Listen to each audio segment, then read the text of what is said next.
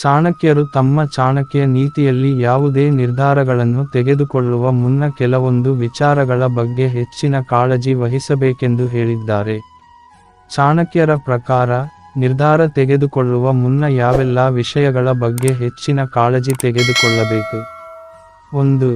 ಕಾರ್ಯದ ಬಗ್ಗೆ ಗಮನವಿರಲಿ.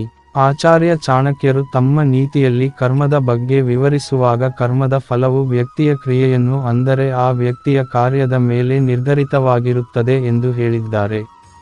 ಮಾನವನ ಬುದ್ಧಿಶಕ್ತಿಯು ಕರ್ಮದ ಆಧಾರದ ಮೇಲೆಯೇ ಕೆಲಸ ಮಾಡುತ್ತದೆ. ಆದರೂ ಬುದ್ಧಿವಂತರು ಯಾವುದೇ ಕೆಲಸವನ್ನು ಮಾಡಬೇಕಾದರೂ ಸರಿಯಾಗಿ ಯೋಚಿಸಿದ ನಂತರವೇ ಮಾಡುತ್ತಾರೆ.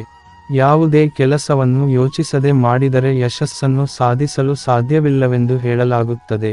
ಯಾವುದೇ ಕೆಲಸವನ್ನು ನಾವು ಮಾಡುವ ಮುನ್ನ ಅದಕ್ಕೆ ಒಳ್ಳೆಯ ನೀತಿಯನ್ನು ರೂಪಿಸಿಕೊಂಡು ಆ ಕೆಲಸದಲ್ಲಿ ತೊಡಗಿದರೆ ಖಂಡಿತ ಅದರಲ್ಲಿ ಯಶಸ್ಸನ್ನು ಸಾಧಿಸಬಹುದು.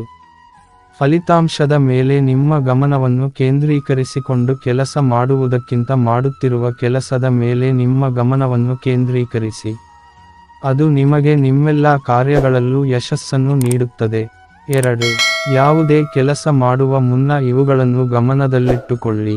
ಚಾಣಕ್ಯರು ಹೇಳುವಂತೆ ಮನುಷ್ಯನು ತನ್ನ ಕಾರ್ಯಗಳಿಗೆ ಅನುಗುಣವಾಗಿ ಫಲಿತಾಂಶವನ್ನು ಪಡೆಯುತ್ತಾನೆ. ಎಲ್ಲವನ್ನೂ ಕೂಲಂಕುಷವಾಗಿ ಆಲೋಚಿಸಿ ಮೌಲ್ಯಮಾಪನ ಮಾಡಿದ ನಂತರವೇ ಕೆಲಸವನ್ನು ಕೈಗೆತ್ತಿಕೊಳ್ಳಲು ಮುಂದಾಗಬೇಕೆಂದು ಅವರು ಹೇಳಿದ್ದಾರೆ. ಒಟ್ಟಿನಲ್ಲಿ ಯೋಚಿಸದೆ ಏಕಾಏಕಿ ಯಾವುದೇ ಕೆಲಸವನ್ನು ಆರಂಭಿಸುವುದು ಸರಿಯಲ್ಲ ಎನ್ನುತ್ತಾರೆ.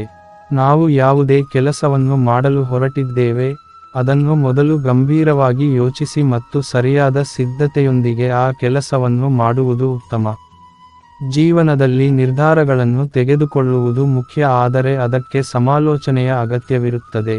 ತರಾತುರಿಯಲ್ಲಿ ನಿರ್ಧಾರಗಳನ್ನು ತೆಗೆದುಕೊಳ್ಳುವ ಜನರು ಪ್ರತಿ ಹೆಜ್ಜೆಯಲ್ಲೂ ನಿರಾಶೆಗೊಳ್ಳುತ್ತಾರೆ. ಆದರೆ ಅವರು ನಿಖರವಾದ ಯೋಜನೆಯನ್ನು ಹಾಕಿಕೊಂಡು ಯಾವುದೇ ಕೆಲಸವನ್ನು ಮಾಡಿದರೆ, ನಾನು ಈ ಕೆಲಸವನ್ನು ಏಕೆ ಮಾಡುತ್ತಿದ್ದೇನೆ ಮತ್ತು ಅದರ ಫಲಿತಾಂಶವೇನು ಎಂದು ಮನಸ್ಸಿನಲ್ಲಿ ಅಂದಾಜು ಮಾಡಿಕೊಂಡು ಕೆಲಸವನ್ನು ಮಾಡಬೇಕು. ಒಮ್ಮೆ ಮನಸ್ಸು ಯಾವುದನ್ನಾದರೂ ಒಪ್ಪಿಕೊಂಡರೆ, ಎಷ್ಟೇ ಸಲ ನಿರಾಸೆಯಾದರೂ ಅವನ ಧೈರ್ಯ ಮುರಿಯುವುದಿಲ್ಲ.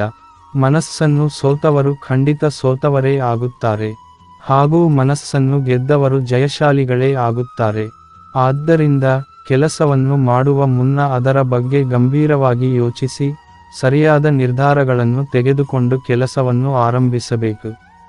ಚಾಣಕ್ಯರ ಪ್ರಕಾರ, ಯಾವ ವ್ಯಕ್ತಿ ಈ ಮೇಲಿನ 2 ವಿಚಾರಗಳನ್ನು ಗಮನದಲ್ಲಿಟ್ಟುಕೊಂಡು ಕೆಲಸವನ್ನು ಮಾಡುತ್ತಾನೋ ಅವನು ಖಂಡಿತ ತನ್ನ ಜೀವನದಲ್ಲಿ ಯಶಸ್ಸನ್ನು ಸಾಧಿಸುತ್ತಾನೆ, ಹಾಗೂ ಆತನ ಪ್ರತಿಯೊಂದು ಕಾರ್ಯವೂ ಯಾವುದೇ ಅಡೆತಡೆಗಳಿಲ್ಲದೆ ಪೂರ್ಣಗೊಳ್ಳುತ್ತದೆ. ಒಂದು ವೇಳೆ ಅವನು ತನ್ನ ಕಾರ್ಯದಲ್ಲಿ ವೈಫಲ್ಯವನ್ನು ಕಂಡರೂ ಅದು ಅವನ ಮೇಲೆ ಯಾವುದೇ ಪರಿಣಾಮವನ್ನು ಬೀರುವುದಿಲ್ಲ.